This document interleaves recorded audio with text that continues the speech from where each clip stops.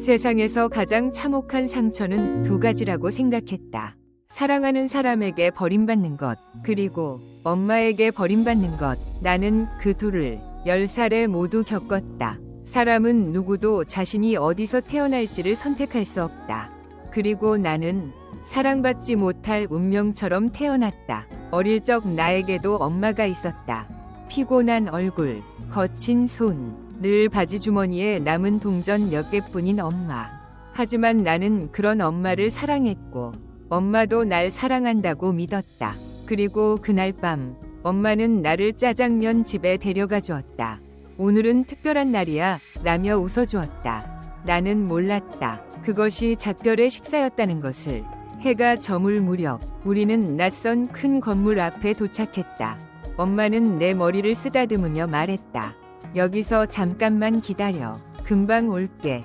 그러고는 돌아오지 않았다. 뒤돌아보지도 않고 작별 인사도 없이 그냥 사라졌다. 그날 밤 나는 10살이었고 다음날 아침 나는 고아가 되었다. 카메라 36년 뒤 나는 간병인으로 다시 엄마를 만났다. 그녀는 나를 기억하지 못했고 나는 매일 그녀를 잊지 못한 채 살아왔다. 보육원 문이 닫히는 그 순간 가족이라는 이름의 세계도 내 앞에서 닫혀버렸다. 내 이름은 영서였다. 하지만 보육원에 들어온 날부터 나는 단지 132번 여자아이였다. 누구도 내 이름을 불러주지 않았다. 이름은 사랑받는 아이들에게만 주어지는 것처럼 느껴졌다. 나는 매일 밤 울면서 엄마를 기다렸다. 엄마의 손, 머릿결 냄새, 마지막으로 나를 바라보던 그 눈빛이 자꾸만 떠올랐다. 하지만 눈을 뜨면 보이는 건 차가운 천장과 같은 처지의 아이들의 흐느낌뿐이었다. 보육원에서 입양을 기다리는 날이면 아이들은 더 크게 웃고 더 귀엽게 행동했다. 하지만 나는 늘 한 구석에 앉아 조용히 기다렸다. 왜냐하면 알고 있었기 때문이다. 나는 선택받을 수 없는 아이라는 것을.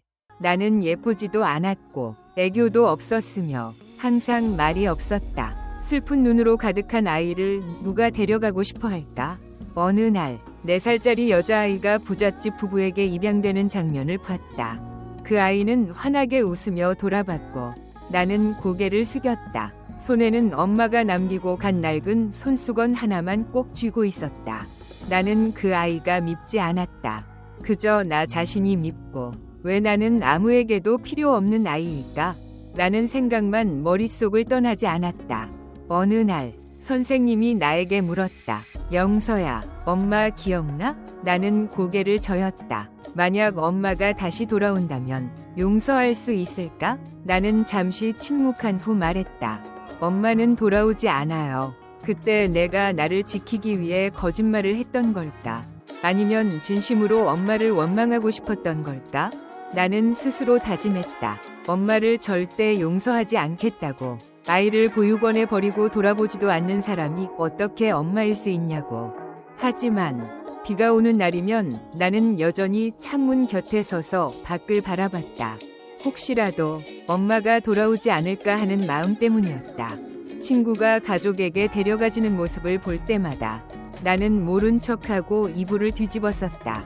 선택받지 못한 채 남겨지는 것이 너무나 고통스러웠다. 엄마, 정말 나를 기억하지 않아? 지금 어디선가 잘 살고 있는 거야? 그럼 단 한 번이라도 나를 떠올린 적은 있어?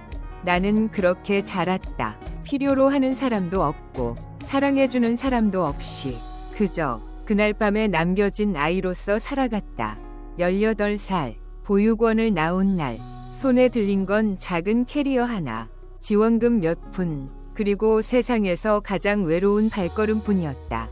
누구도 날 기다리지 않았고 축하해주는 사람도 안아주는 사람도 없었다. 하늘은 흐렸고 비는 부슬부슬 내렸다. 그 순간 깨달았다. 아, 나는 이제 진짜 혼자구나. 일자리를 구하기 위해 이력서를 수십 장 썼지만 학력도 경력도 보증인도 없는 나를 받아주는 곳은 없었다.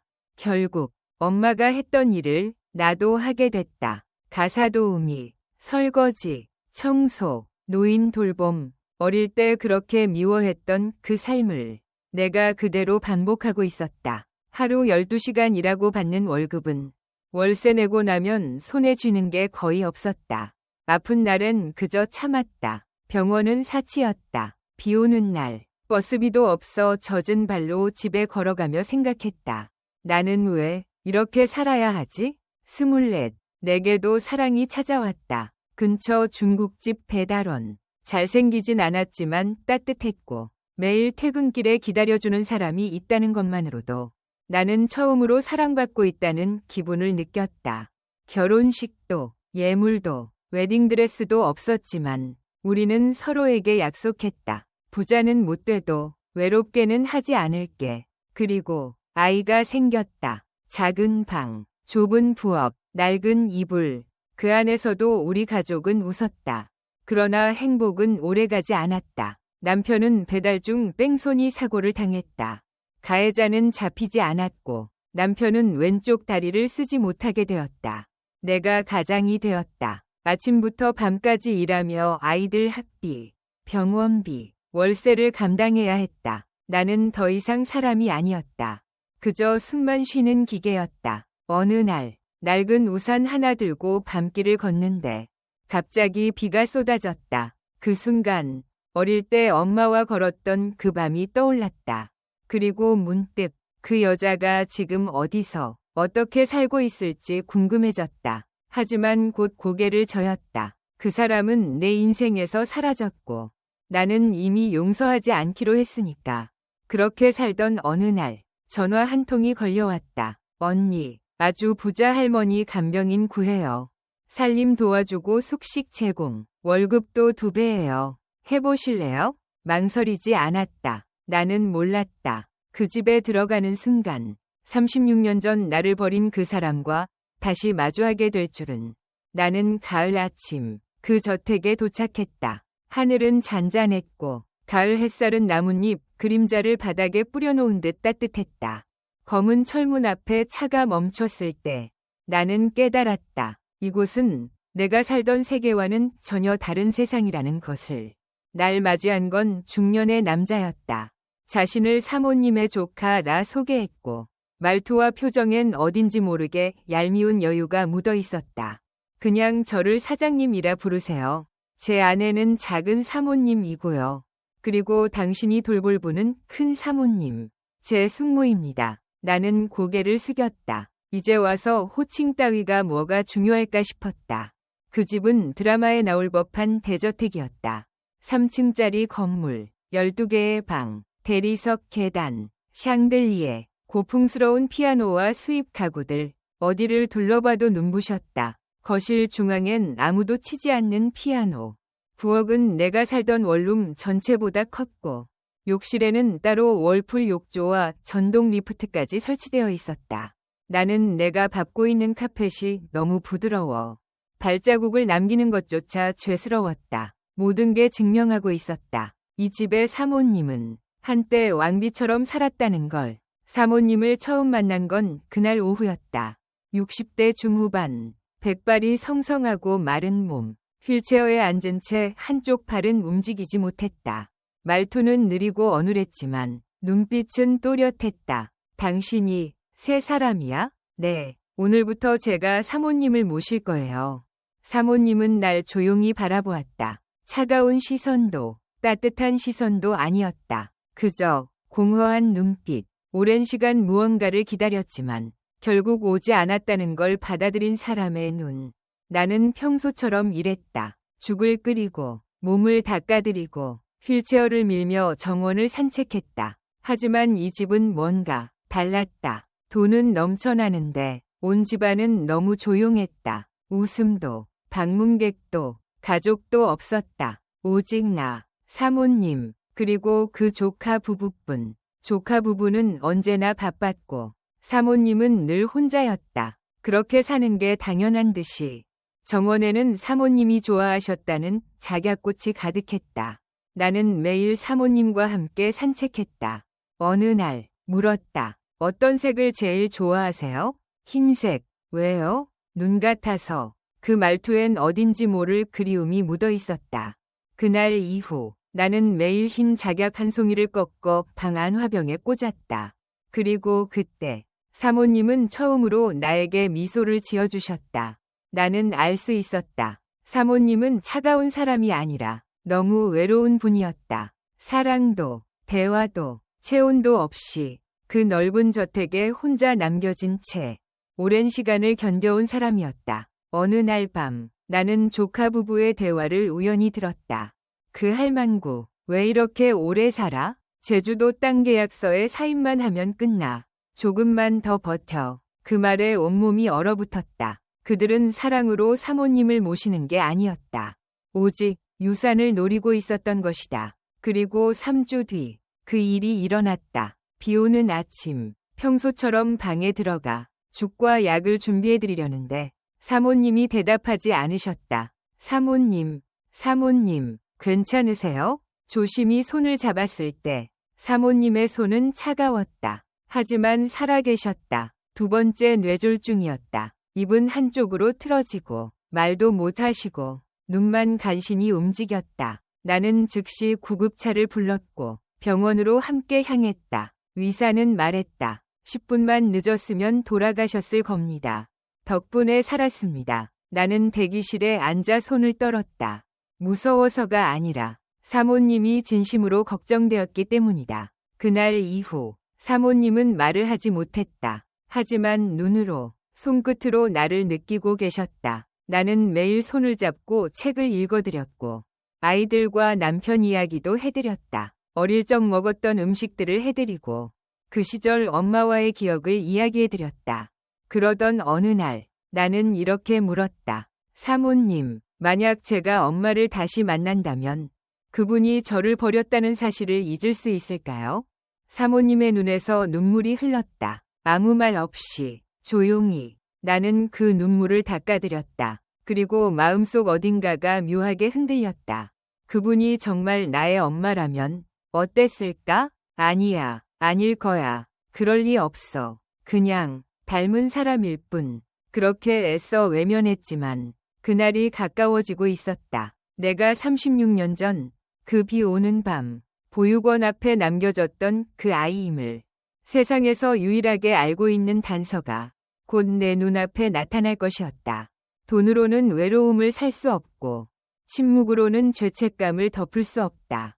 그날 아침 햇살은 유리창을 타고 들어와 사모님 침대 위에 부드럽게 내려앉았다.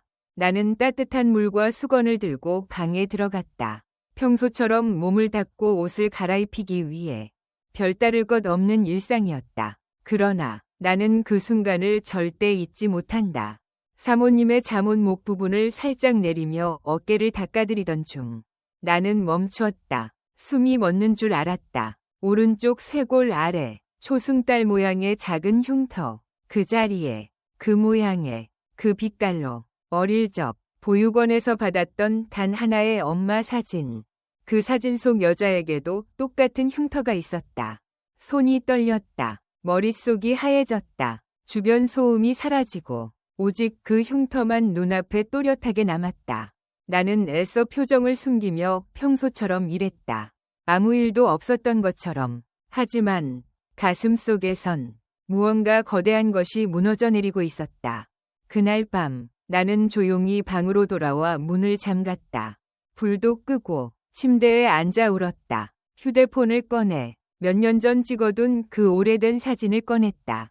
사진 속의 여자, 그 품에 안긴 어린 아이, 그리고 똑같은 위치에 있는 흉터. 나는 확대하고 비교하고 다시 확대했다. 절대 틀릴 수 없었다. 그 흉터는 내 어머니의 것이다. 36년. 나는 기다렸다. 엄마라는 단어를, 누군가 나에게 진심으로 불러줄 날을, 누군가 돌아와 미안하다고 말해주길. 그리고 지금 내 어머니는 바로 그 방에 누워있다. 내가 밥을 먹여주고 몸을 닦아드리고 손을 꼭 잡아주던 그 사람. 그 사람이 내 엄마였다. 다음 날 나는 평소처럼 사모님 방에 들어갔다. 하지만 마음은 평소와 같지 않았다.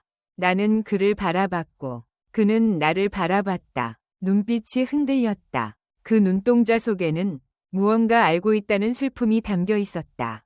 나는 조심스레 물었다. 혹시 따님이 있으셨나요? 그 아이를 어디선가 두고 오신 기억이 있으신가요? 사모님의 눈이 커졌다. 숨이 멎은 듯. 그리고 눈물이 흘렀다. 나는 핸드폰을 꺼내 그 오래된 사진을 보여드렸다. 사모님은 사진을 바라보다가 화면 위에 자신의 얼굴을 손가락으로 살짝 문질렀다. 흔들리는 손, 흐르는 눈물. 나는 그 순간 의심할 여지가 없었다. 왜요? 엄마, 왜 저를 버리셨어요? 저는 36년 동안 기다렸어요.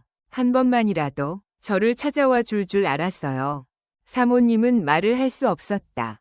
입은 떨리고 숨은 거칠었다. 대신 종이에 떨리는 손으로 두 글자를 써내려갔다. 미안. 흐트러진 글씨. 그 안에 담긴 36년의 침묵. 나는 울었다. 억눌러왔던 감정이 결국 터져버렸다. 나는 그를 원망하면서도 여전히 엄마라는 존재를 갈망하고 있었던 것이다.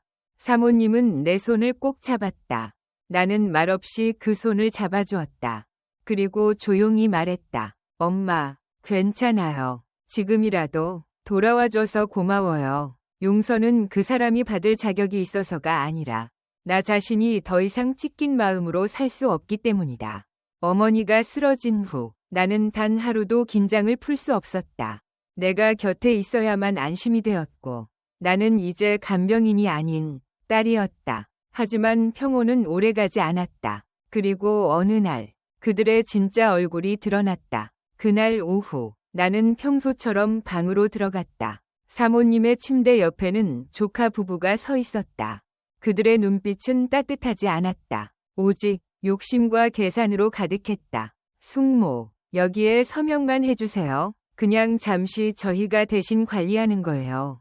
걱정하지 마세요. 복잡한 절차는 저희가 다 알아서 해요. 나는 멈춰 섰다. 그 서류는 그냥 위임장이 아니었다. 제주도 땅, 회사 지분, 지금 살고 있는 저택까지 모두 명의 이전 서류였다. 내가 말하지 않으면 아무도 막지 못한다는 생각이 들었다. 나는 조용히 말했다. 현재 사모님은 법적으로 문서에 서명하실 수 있는 상태가 아닙니다. 공식 대리인, 의사, 변호사 없이는 어떤 것도 유효하지 않아요. 조카는 나를 노려보며 말했다. 당신 뭐야? 우리 가족 일에 왜 끼어들어? 당신은 그냥 돈 받고 일하는 간병인일 뿐이야. 착각하지 마. 나는 웃었다. 하지만 속에서는 분노가 끓어오르고 있었다. 그날 밤 나는 이상함을 느꼈다. 사모님은 아무것도 드시지 않았고 죽에서 이상한 쓴맛이 났다. 조용히 남은 국물을 따로 담아 지인의 도움으로 약물 검사를 의뢰했다. 며칠 후 결과는 충격이었다. 페노바르비탈, 노인에게 치명적인 마취제, 치사량에 가까운 수치였다. 그들은 서서히 사모님을 죽이고 있었다. 소리 없이, 증거 없이, 천천히. 나는 울었다. 이건 가족이 할 짓이 아니다. 나는 몰래 작은 녹음기를 사모님 방에 설치했다. 며칠 뒤, 그 녹음 파일 속 대화는 믿기 힘들 정도였다. 좀 많이 넣은 거 아니야? 괜찮아. 의사도 의심 안 해. 노인이 죽으면 다 병 때문이라고 하지. 다 끝나면 보내드리자. 나는 밤새 통곡했다. 가족이라는 이름으로 어떻게 이런 짓을 할 수 있는가. 나는 모든 증거를 모아 변호사에게 전달했다. 법적으로 움직이기엔 충분했다. 그리고 마지막 단계, 어머니를 법적으로 지켜내는 것. 내가 요청한 신경과 전문의가 다시 판단을 내렸다. 놀랍게도 어머니는 아직 기본적인 판단력을 가지고 계셨다. 그리하여 나는 정식 법적 호견인으로 지정되었다. 그날 밤 모든 계좌, 금고 비밀번호를 변경했고 모든 법적 보호 조치를 완료했다. 그리고 드디어 그들은 나를 정면으로 공격해왔다. 네가 뭔데 이 집을 마음대로 하냐? 우리 가족 아니잖아. 그냥 간병인일 뿐이잖아. 나는 조용히 말했다. 아니요. 저는 이 집의 딸입니다. 36년 전 이 집에서 버려진 그 딸입니다. 그 순간 그들의 얼굴이 창백해졌다. 말문이 막힌 듯 나는 더 이상 참지 않았다. 경찰에 연락했고 모든 증거와 녹음 파일, 서류를 제출했다. 그들은 현장에서 체포되었다. 그들이 수갑을 차고 끌려갈 때 어머니는 눈물을 흘리셨다. 하지만 이번엔 안도와 해방의 눈물이었다. 나는 어머니의 손을 꼭 잡았다. 엄마, 이제 제가 지켜드릴게요. 어머니는 조용히 속삭이셨다. 넌 내 삶의 기적이야. 탐욕은 총보다 무섭다. 가족이라는 이름으로 다가오기 때문이다. 그들이 떠난 후 저택은 적막함으로 가득 찼다. 나는 여전히 엄마 곁을 지키고 있었다. 하지만 이제는 더 이상 간병인이 아닌 딸의 마음으로. 어느 아침 엄마가 내 손을 잡고 약하게 속삭였다.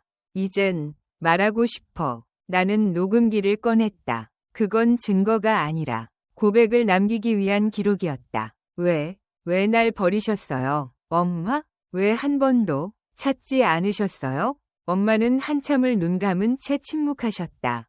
그리고 천천히 상처처럼 말을 꺼내기 시작했다. 그땐 21살. 너를 가졌지만 아무것도 없었어. 집에서도 쫓겨났고 아버지는 도망쳤어. 나는 너를 안고 방 한 칸에서 버텼지. 굶고 울고 견디며. 그날 밤 비가 많이 왔어. 나는 너를 안고 고아원 앞에 섰어. 도저히 키울 자신이 없었어. 그래서 돌아섰어. 나는 울고 있었다. 내 안의 분노가 아니라 그 젊은 엄마의 절망이 보였다. 그럼 왜 돌아오지 않으셨어요? 찾았었어. 네가 10살이었을 때 고아원에 갔지만 이미 다른 곳으로 옮겨졌다고 했어. 기록도 없고 단서도 없고 그렇게 잃어버렸어. 그녀는 나를 버린 게 아니라 잃어버린 것이었다. 그리고 혼자서 그 죄책감 속에 평생을 살아온 것이었다. 나는 더 이상 엄마를 원망하지 않았다. 그 순간 나는 그녀의 손을 잡고 그녀의 딸이 되기로 결심했다. 며칠 후 나는 가족 전체를 불러 진실을 말하기로 했다. 사촌들, 친척들, 그리고 그 두 사람. 저는 김 여사의 친딸입니다. 36년 전 이 집에서 태어났고 이 집에서 버려졌고 이 집으로 다시 돌아왔습니다. 모두가 웅성거렸다. 조카 부부는 비웃으며 말했다. 증거는요? 나는 하나씩 꺼냈다. DNA 검사 결과, 어릴 적 사진, 엄마의 흉터, 그리고 엄마의 육성 고백. 그 순간 모두는 아무 말도 하지 못했다. 나는 그 두 사람을 똑바로 바라보며 말했다. 당신들은 이 집을 물려받기 위해 사람 하나를 죽이려 했지만 나는 이 집에서 아무것도 바라지 않는다. 그저 엄마의 딸로 살아가고 싶다. 엄마는 미소를 지었다. 그녀의 눈에는 평온함이 담겨 있었다. 그날 진실은 침묵 속에서 울려 퍼졌다. 악은 빛을 두려워하고 상처 입은 자는 결국 스스로 일어선다. 엄마에게 남은 시간은 많지 않았다.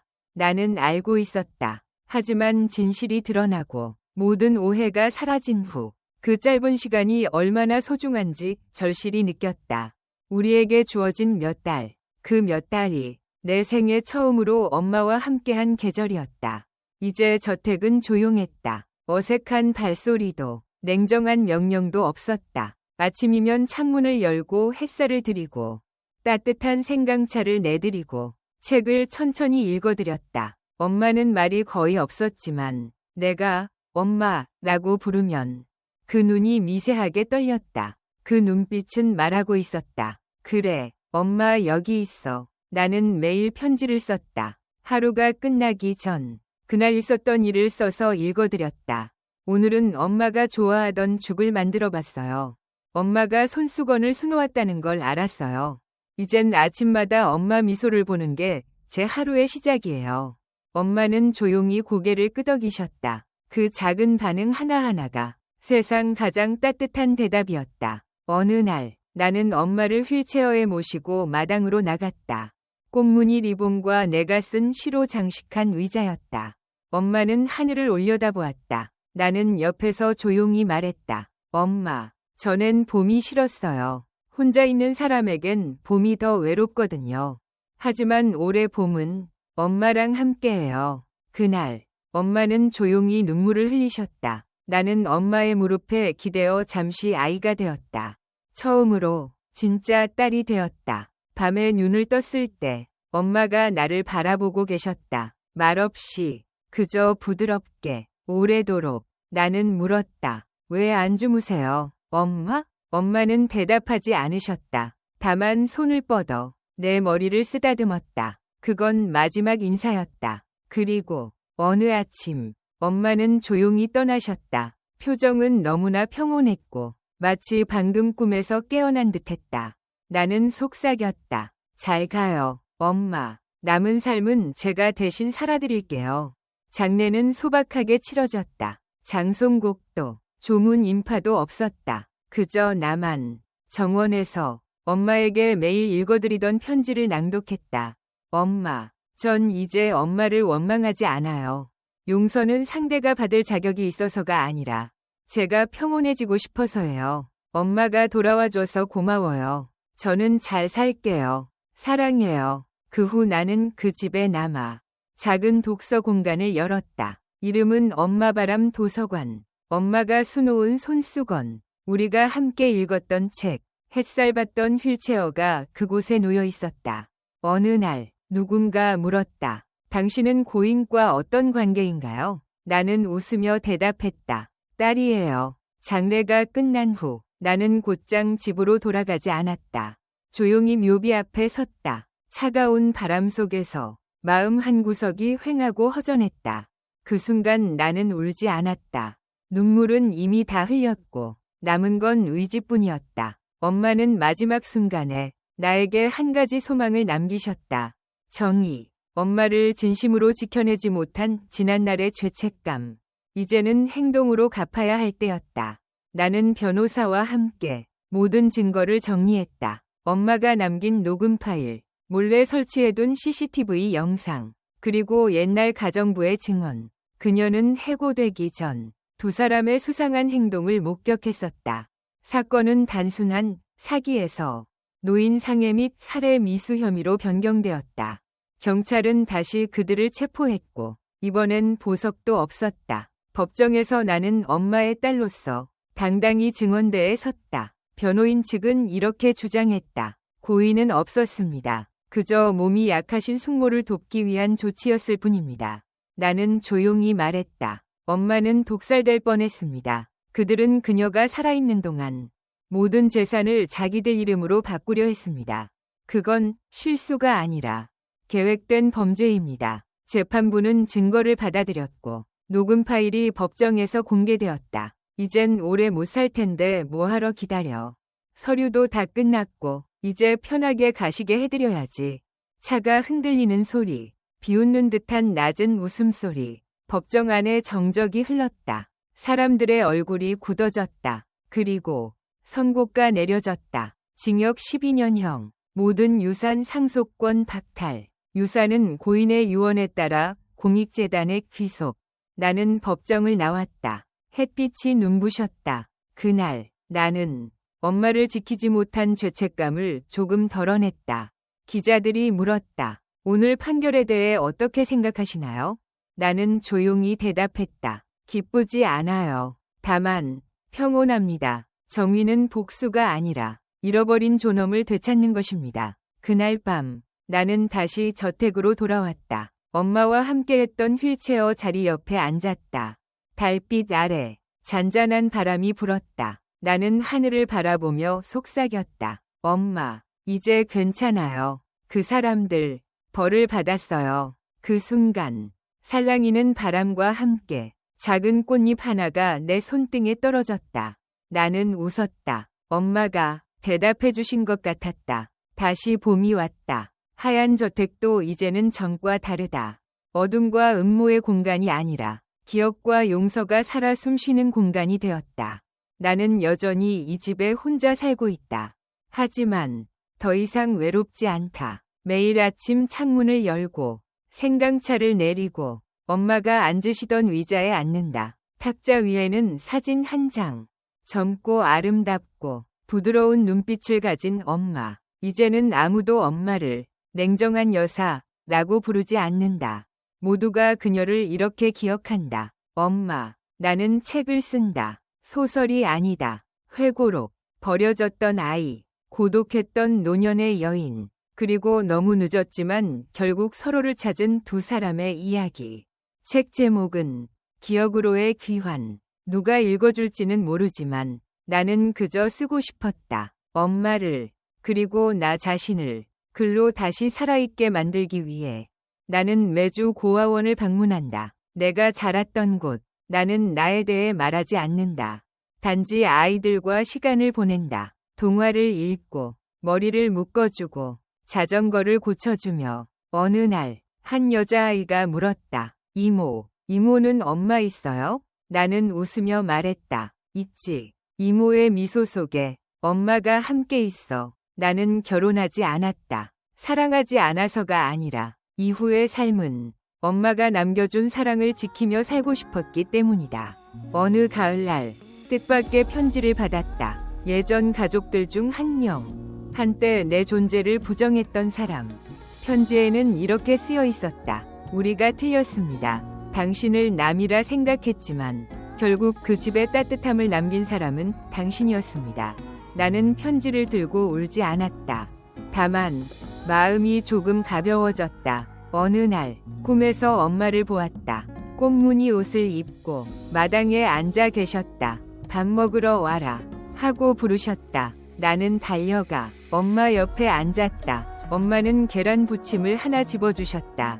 그건 엄마가 가장 가난했을 때 유일하게 해줄 수 있었던 음식.